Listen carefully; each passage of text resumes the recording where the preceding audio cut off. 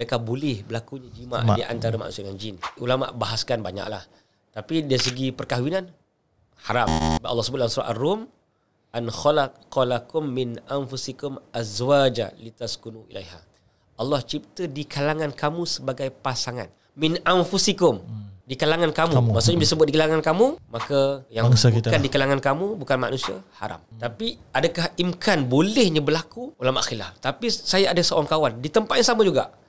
Sekolah Darul Ulum tu dia ada 2, kolej dan juga menengah. Dia kata, aku teruk kena ni. Pasal malam tadi aku kena rogol. Siapa? Jin.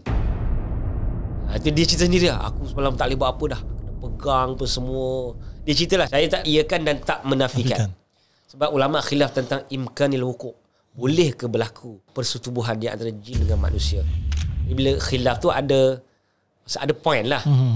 Kalau yang kata memang ulama sepakat kata tak boleh berlaku kan. Cuma saya tak kata benda tu pasti tu.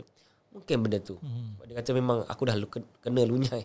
Kena dengan jin perempuan. Kata handsome, saya handsome lagi.